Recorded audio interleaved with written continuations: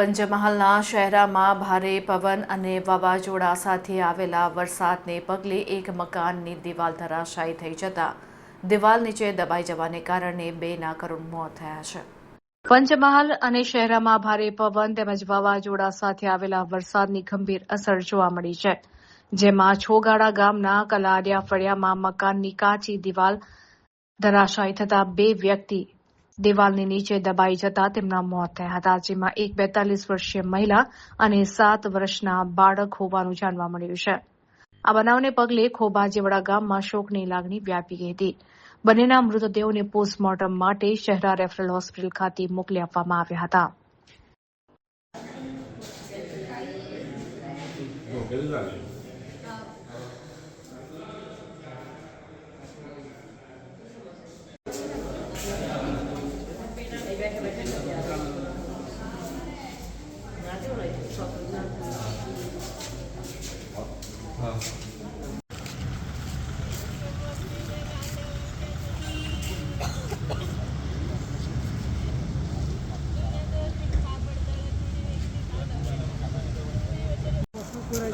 તમને નાખી દઈએ।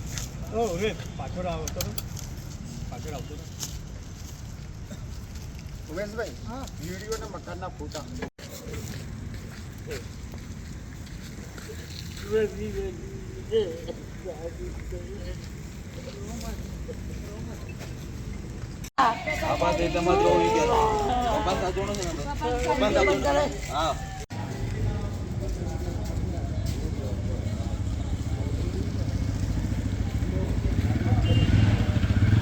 આજે પંચમહાલ જિલ્લાના શહેરા તાલુકાના છોગાડા ખાતેના કલારિયા ફળિયામાં વાવાઝોડું અને પવનથી ખૂબ જ ભારે નુકસાન અને એક ઘરને નુકસાન થયું। એમાં એક વણઝારા ફળિયામાં એક બેન અને એક બાબાને, એમાં બાબો ત્યાં સ્થળ પર એક્સપાયર થઈ ગયો અને બેનને ગોધરા શહેરા રેફરલ હોસ્પિટલમાં લાવતા એ પણ એક્સપાયર થયેલ છે। ખરેખર આ ખૂબ દુઃખદ ઘટના છે અને એમના પરિવારને પ્રભુ અને માતાજી સાંત્વના આપે અને સરકાર યોગ્ય તો સહાય આપે એવી મારી નમ્ર વિનંતી છે।